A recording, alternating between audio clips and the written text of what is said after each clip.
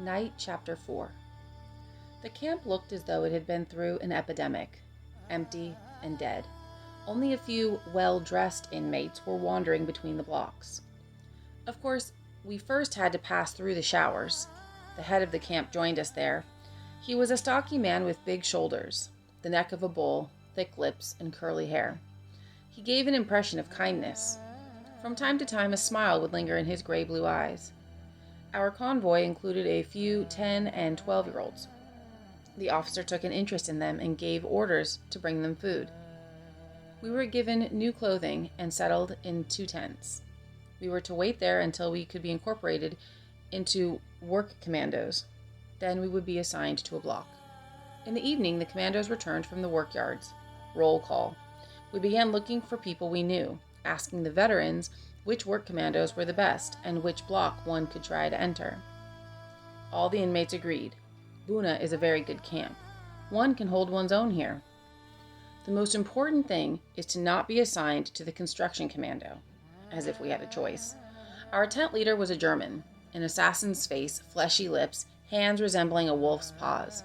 The camp's food had agreed with him. He could hardly move, he was so fat. Like the head of the camp, he liked children. Immediately after our arrival, he had bread brought for them, some soup, and margarine. In fact, this affection was not entirely altruistic. There existed here a veritable traffic of children among homosexuals, I later learned. He told us, "You will stay with me for 3 days in quarantine. Afterward, you will go to work. Tomorrow, medical checkup." One of his aides, a tough-looking boy with shifty eyes, came over to me. "Would you like to get into a good commando?" "Of course, but on one condition. I want to stay with my father." "All right," he said. "I can arrange it. For a pittance. Your shoes. I'll give you another pair." I refused to give him my shoes. They were all I had left. "I'll also give you a ration of bread with some margarine." He liked my shoes. I would not let him have them. Later, they were taken away from me anyway, in exchange for nothing that time. The medical checkup took place outside, early in the morning, before 3 doctors seated on a bench. The first hardly examined me. He just asked, "Are you in good health?" Who would have dared to admit the opposite? On the other hand, the dentist seemed more conscientious. He asked me to open my mouth wide. In fact, he was not looking for decay, but for gold teeth. Those who had gold in their mouths were listed by their number. I did have a gold crown. The first 3 days went by quickly. On the 4th day, as we stood in front of our tent, the capos appeared. Each one began to choose the men he liked. You. They pointed their fingers, the way one might choose cattle or merchandise. We followed our capo, a young man. He made us halt at the door of the first block, near the entrance to the camp. This was the orchestra's block. He motioned us inside. We were surprised.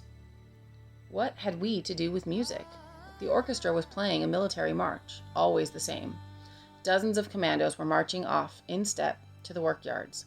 The capos were beating the time. Left, right, left, right.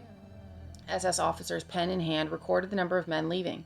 The orchestra continued to play the same march until the last commando had passed. Then the conductor's baton stopped moving and the orchestra fell silent. The capo yelled, "Fall in!" We fell into ranks of 5, with the musicians. We left the camp without music, but in step. We still had the march in our ears. Left, right, left, right. We struck up conversations with our neighbors, the musicians. Almost all of them were Jews.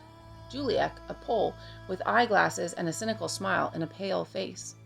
Louis, a native of Holland, a well-known violinist. He complained that they would not let him play Beethoven. Jews were not allowed to play German music. Hans, the young man from Berlin, was full of wit. The foreman was a Pole, Franek, a former student in Warsaw. Juliek explained to me, "We work in a warehouse of electrical materials, not far from here. The work is neither difficult nor dangerous. Only Idek, the capo, occasionally has fits of madness, and then you'd better stay out of his way." "You are lucky, little fellow," Hans said, smiling. "You fell into a good commando." 10 minutes later, we stood in front of the warehouse. A German employee, a civilian, the Meister, came to meet us. He paid as much attention to us as would a shopkeeper receiving a delivery of old rags. Our comrades were right. The work was not difficult. Sitting on the ground, we counted bolts, bulbs, and various small electrical parts. The capo launched into a lengthy explanation of the importance of this work, warning us that anyone who proved to be lazy would be held accountable. My new comrades reassured me. Don't worry, he has to say this because of the Meister. There were many Polish civilians here and a few French women as well. The women silently greeted the musicians with their eyes. Franek, the foreman, assigned me to a corner. Don't kill yourself. There's no hurry, but watch out. Don't let an SS catch you. Please, sir, I'd like to be near my father. All right, your father will work here next to you. We were lucky. 2 boys came to join our group, Yossi and Tibi, 2 brothers from Czechoslovakia whose parents had been exterminated in Birkenau. They lived for each other, body and soul. They quickly became my friends. Having once belonged to a Zionist youth organization, they knew countless Hebrew songs, and so we would sometimes hum melodies evoking the gentle waters of the Jordan River and the majestic sanctity of Jerusalem. We also spoke often about Palestine. Their parents, like mine, had not had the courage to sell everything and emigrate while there was still time. We decided that if we were allowed to live until the liberation, we would not stay another day in Europe. We would board the first ship to Haifa. Still lost in the Kabbalistic dreams, Akiba Drumer had discovered a verse from the Bible which, translated into numbers, made it possible for him to predict redemption in the weeks to come. We had left the tents for the musicians' block. We were now entitled to a blanket, a washbowl, and a bar of soap. The Blockälteste was a German Jew. It was good to have a Jew as your leader. His name was Alphonse. A young man with a startlingly wizened face, he was totally devoted to defending his block. Whenever he could, he would organize a cauldron of soup for the young, for the weak, for all those who dreamed more of an extra portion of food than of liberty. One day, when we had just returned from the warehouse, I was summoned by the block secretary. A7713? That's me. After your meal, you will go see the dentist. But I don't have a toothache. After your meal, without fail. I went to the infirmary block. Some 20 prisoners were waiting in line at the entrance. It didn't take long to learn the reason for our summons. Our gold teeth were to be extracted. The dentist, a Jew from Czechoslovakia, had a face not unlike a death mask. When he opened his mouth, one had a ghastly vision of yellow, rotten teeth. Seated in the chair, I asked meekly, "What are you going to do, sir?" "I shall remove your gold crown. That is all," he said, clearly indifferent. I thought of pretending to be sick. "Couldn't you wait a few days, sir? I don't feel well. I have a fever." He wrinkled his brow, thought for a moment, and took my pulse. "All right, son. Come back to see me when you feel better, but don't wait for me to call you." I went back to see him a week later with the same excuse. I still was not feeling better. He did not seem surprised, and I don't know whether he believed me. Yet he most likely was pleased that I had come back on my own, as I had promised. He granted me a further delay. A few days after my visit, the dentist's office was shut down. He had been thrown into prison and was about to be hanged. It appeared that he had been dealing in the prisoner's gold teeth for his own benefit. I felt no pity for him. In fact, I was pleased with what was happening to him. My gold crown was safe. It could be useful to me one day, to buy something, some bread, or even time to live. At that moment in time, all that mattered to me was my daily bowl of soup, my crust of stale bread. The bread, the soup. Those were my entire life. I was nothing but a body, perhaps even less, a famished stomach. The stomach alone was measuring time. In the warehouse, I often worked next to a young Frenchwoman. We did not speak. She did not know German, and I did not understand French. I thought she looked Jewish, though she passed for Aryan. She was a forced labor inmate. One day, when Idek was venting his fury, I happened to cross his path. He threw himself on me like a wild beast, beating me in the chest, on my head, throwing me to the ground and picking me up again, crushing me with ever more violent blows until I was covered in blood. As I bit my lips in order to not howl in pain, he must have mistaken my silence for defiance, and so he continued to hit me harder and harder. Abruptly, he calmed down and set me back to work as if nothing had happened, as if we had taken part in a game in which both roles were of equal importance. I dragged myself to my corner. I was aching all over. I felt a cool hand wiping the blood from my forehand. It was the French girl. She was smiling her mournful smile as she slipped me a crust of bread. She looked straight into my eyes. I knew she wanted to talk to me, but she was paralyzed with fear. She remained like that for some time, and then her face lit up, and she said, in almost perfect German, "Bite your lips, little brother. Don't cry. Keep your anger, your hate for another day, for later. The day will come, but not now. Wait. Clench your teeth and wait." Many years later in Paris, I sat in the metro reading my newspaper. Across the aisle, a beautiful woman with dark hair and dreamy eyes. I had seen those eyes before. "Madame, don't you recognize me?" "I don't know you, sir." "In 1944, you were in Poland, in Buna, weren't you?" "Yes, but..." "You worked in a depot, a warehouse for electrical parts." "Yes," she said, troubled, and then, after a moment of silence, "Wait, I do remember. Edek, the capo, the young Jewish boy, your sweet words." We left the metro together and sat down at a cafe terrace. We spent the whole evening reminiscing. Before parting, I said, "May I ask you one more question?" "I know what it is. Am I Jewish?" "Yes, I am. From an observant family. During the occupation, I had false papers and passed as Aryan, and that was how I was assigned to a forced labor unit. When they deported me to Germany, I eluded being sent to a concentration camp. At the depot, nobody knew that I spoke German. It would have aroused suspicion. It was imprudent of me to say those few words to you, but I knew that you would not betray me." Another time, we were loading diesel motors into freight cars under the supervision of some German soldiers. Edek was on the edge. He had trouble restraining himself. Suddenly, he exploded. The victim this time was my father. "You old loafer," he started yelling. "Is this what you call working?" And he began beating him with an iron bar. At first, my father simply doubled over under the blows, but then he seemed to break in two like an old tree struck by lightning. I had watched it all happening without moving. I kept silent. In fact, I thought of stealing away in order not to suffer the blows. What's more, if I felt anger at that moment, it was not directed at the capo, but at my father. Why couldn't he have avoided Edek's wrath? That was what life in a concentration camp had made of me. Franek, the foreman, one day noticed the gold crown in my mouth. "Let me have your crown, kid." I answered that I could not, because without the crown, I could no longer eat. "For what they give you to eat, kid?" I found another answer. My crown had been listed in the register during the medical checkup. This could mean trouble for us both. "If you don't give me your crown, it will cost you much more." All of a sudden, this pleasant and intelligent young man had changed. His eyes were shining with greed. I told him that I needed to get my father's advice. "Go ahead, kid, ask, but I want the answer by tomorrow." When I mentioned it to my father, he hesitated. After a long silence, he said, "No, my son, we cannot do this. He will seek revenge." "He won't dare, my son." Unfortunately, Franek knew how to handle this. He knew my weak spot. My father had never served in the military and could not march in step. But here, whenever we moved from one place to another, it was in step. That presented Franek with the opportunity to torment him and on a daily basis to thrash him savagely. Left, right, he punched him. Left, right, he slapped him. I decided to give my father lessons in marching in step and keeping time. We began practicing in front of our block. I would command left, right, and my father would try. The inmates made fun of us. "Look at the little officer teaching the old man to march. Hey, little general, how many rations of bread did the old man give you for this?" But my father did not make sufficient progress, and the blows continued to rain on him.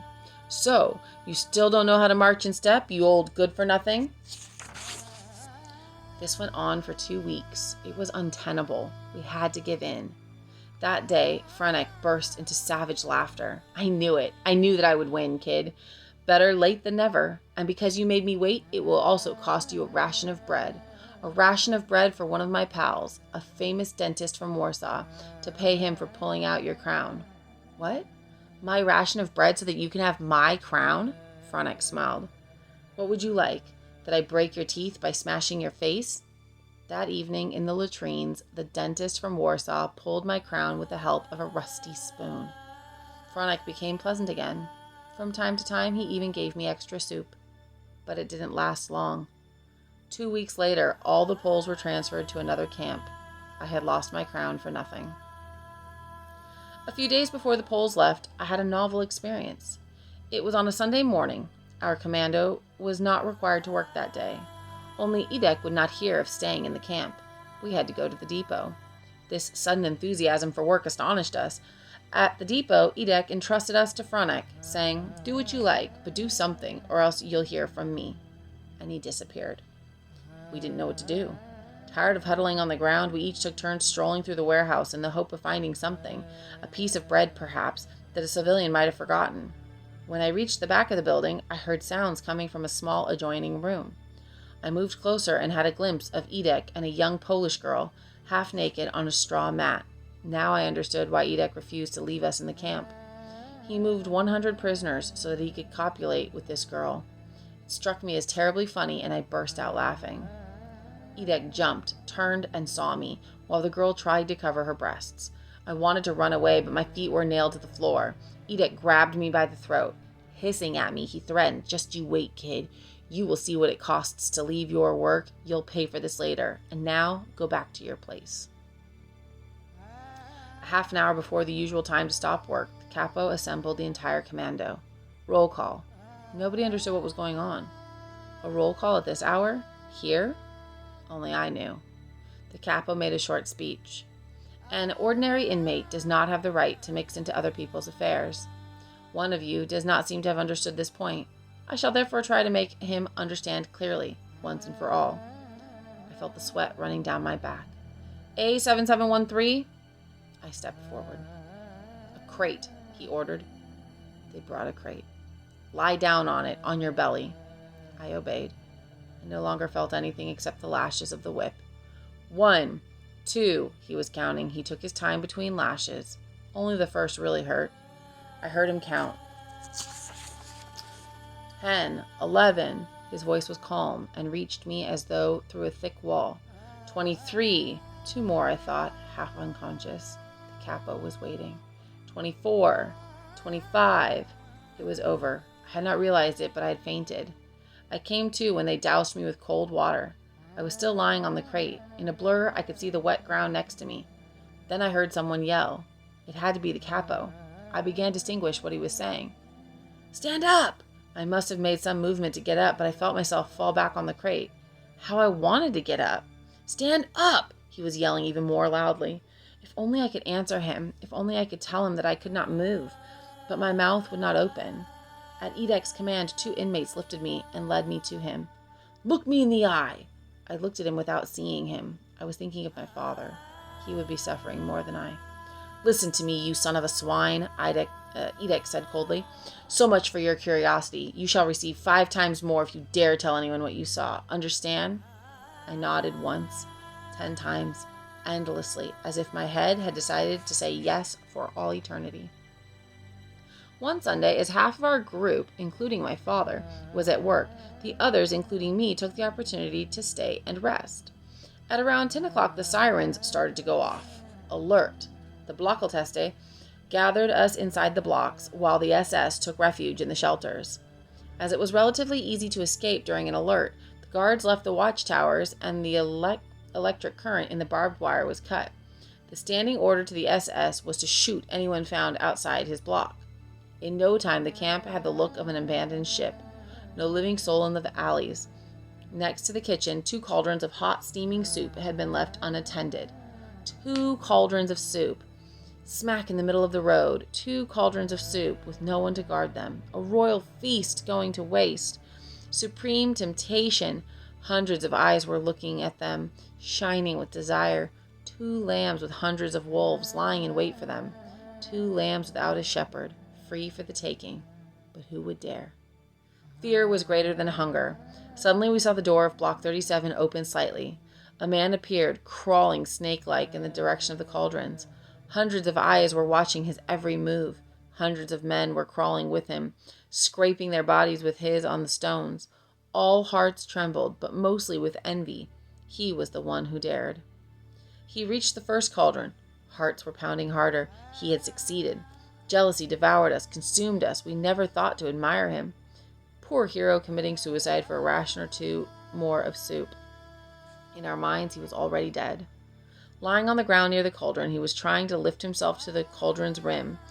Either out of weakness or out of fear, he remained there, undoubtedly to muster his strength. At last he succeeded in pulling himself up to the rim. For a second, he seemed to be looking at himself in the soup, looking for a ghostly reflection. Then, for no apparent reason, he let out a terrible scream, a death rattle, such as I had never heard before, and, open mouth, thrust his hand toward the still steaming liquid. We jumped at the sound of the shot, falling to the ground, his face stained by the soup. The man writhed a few times at the base of the cauldron, and then he was still. That was when we began to hear the planes. Almost at the same moment, the barracks began to shake. "They're bombing the Buna factory," someone shouted. I anxiously thought of my father, who was at work, but I was glad nevertheless to watch that factory goes up in flames. What revenge! While we had heard some talk of German military defeats on the various fronts, we were not sure if they were credible, but today this was real. We were not afraid, and yet if a bomb had fallen on the blocks, it would have claimed hundreds of inmates' lives, but we no longer feared death. In any event, not this particular death. Every bomb that hit filled us with joy, gave us renewed confidence. The raid lasted more than 1 hour. If only it could have gone on for 10 times 10 hours. Then, once more, there was silence. The last sound of the American plane dissipated in the wind, and there we were in our cemetery. On the horizon we saw a long trail of black smoke. The sirens began to wail again, the end of the alert. Everyone came out of the blocks. We breathed in air filled with smoke and fire, and our eyes shone with hope. A bomb had landed in the middle of the camp, near the Appelplatz, the assembly point, but had not exploded. We had to dispose of it outside the camp. The head of the camp, the Lageraltaste, accompanied by his aide and by the chief capo, were on an inspection tour of the camp. The raid had left traces of great fear on his face. In the very center of the camp lay the body of the man with the soup stains on his face, the only victim. The cauldrons were carried back to the kitchen. The SS were back at their posts in the watchtowers, behind their machine guns. Intermission was over. An hour later we saw the commandos returning, in step, as always. Happily, I caught sight of my father. Several buildings were flattened, but the depot was not touched. In the afternoon, we cheerfully went to clear the ruins. 1 week later, we returned from work. There, in the middle of the camp, in the Appelplatz, stood a black gallows. We learned that soup would be distributed only after roll call, which lasted longer than usual. The orders were given more harshly than on other days, and there were strange vibrations in the air. "Caps off!" the Lageraltaste suddenly shouted. 10,000 caps came off at once. "Cover your heads!" 10,000 caps were back on our heads at lightning speed. The camp gate opened. An SS unit appeared and encircled us. 1 SS every 3 paces. The machine guns on the watchtowers were pointed toward the Appelplatz. "They're expecting trouble," whispered Juliak. 2 SS were headed toward the solitary confinement cell. They came back, the condemned man between them. He was a young boy from Warsaw, an inmate with 3 years in concentration camps behind him. He was tall and strong, a giant compared to me. His back was to the gallows, his face turned toward the judge, the head of the camp. He was pale, but seemed more solemn than frightened. His manacled hands did not tremble. His eyes were coolly assessing the hundreds of SS guards, the thousands of prisoners surrounding him. The Lageraltaste began to read the verdict, emphasizing every word. "In the name of Reichsfuhrer Himmler, prisoner number, stole during the air raid. According to the law, prisoner number is condemned to death. Let this be a warning and an example to all prisoners." Nobody moved. I heard the pounding of my heart. The thousands of people who died daily in Auschwitz and Birkenau, in the crematoria, no longer troubled me. But this boy, leaning against his gallows, upset me deeply. "This ceremony will be over soon. I'm hungry," whispered Juliak. At a sign of the Lageraltaste, the Lager Capo stepped up to the condemned youth. He was assisted by 2 prisoners, in exchange for 2 bowls of soup. The capo wanted to blindfold the youth, but he refused.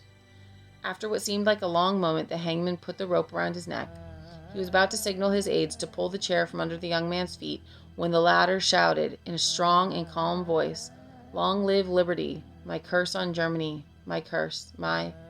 The executioner had completed his work. Like a sword, the order cut through the air. Caps off! 10,000 prisoners paid their respects. Cover your heads!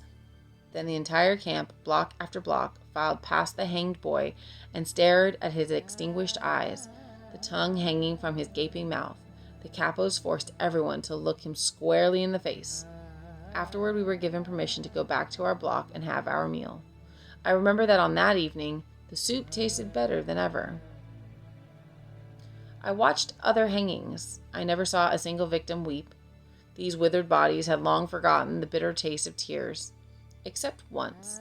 The Oberkapo of the 52nd Cable Commando was a Dutchman, a giant of a man, well over 6 feet.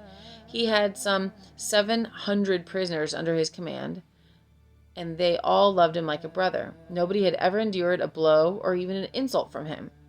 In his service was a young boy, a pipel, as they were called. This one had a delicate and beautiful face, an incredible sight in this camp.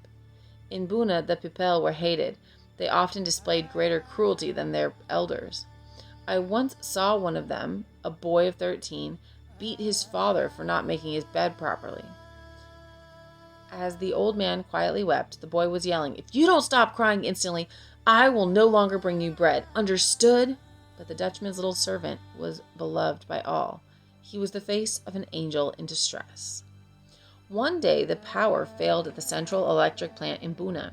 The Gestapo, summoned to inspect the damage, concluded that it was sabotage. They found a trail. It led to the block of the Dutch Oberkapo, and after a search, they found a significant quantity of weapons. The Oberkapo was arrested on the spot. He was tortured for weeks on end in vain. He gave no names. He was transferred to Auschwitz and never heard from again. But his young pupil remained behind in solitary confinement. He too was tortured, but he too remained silent. The SS then condemned him to death, him and the other 2 inmates who had been found to possess arms. One day, as we returned from work, we saw 3 gallows, 3 black ravens erected in the Appelplatz. Roll call. The SS surrounding us, machine guns aimed at us, the usual ritual. 3 prisoners in chains, and among them the little Pepel, the sad-eyed angel. The SS seemed more preoccupied, more worried than usual. To hang a child in front of thousands of onlookers was not a small matter. The head of the camp read the verdict. All their eyes were on the child. He was pale, almost calm, but he was biting his lips as he stood in the shadow of the gallows. This time, the Lagerkapo refused to act as executioner. 3 SS took his place. The 3 condemned prisoners together stepped onto the chairs. In unison, the nooses were placed around their necks. "Long live liberty!" shouted the 2 men, but the boy was silent. "Where is merciful God? Where is he?" someone behind me was asking. At the signal, the 3 chairs were tipped over. Total silence in the camp. On the horizon, the sun was setting. "Caps off!" screamed the Lagerl Teste. His voice quivered. As for the rest of us, we were weeping. "Cover your heads!" Then came the march past the victims. The 2 men were no longer alive. Their tongues were hanging out, swollen and bluish. But the 3rd rope was still moving. The child, too light, was still breathing. And so he remained for more than half an hour, lingering between life and death, writhing before our eyes. And we were forced to look at him in close range. He was still alive when I passed him. His tongue was still red, his eyes not yet extinguished. Behind me, I heard the same man asking, "For God's sake, where is God?" And from within me, I heard a voice answer, "Where is he? This is where, hanging here from the gallows." That night, the soup tasted of corpses.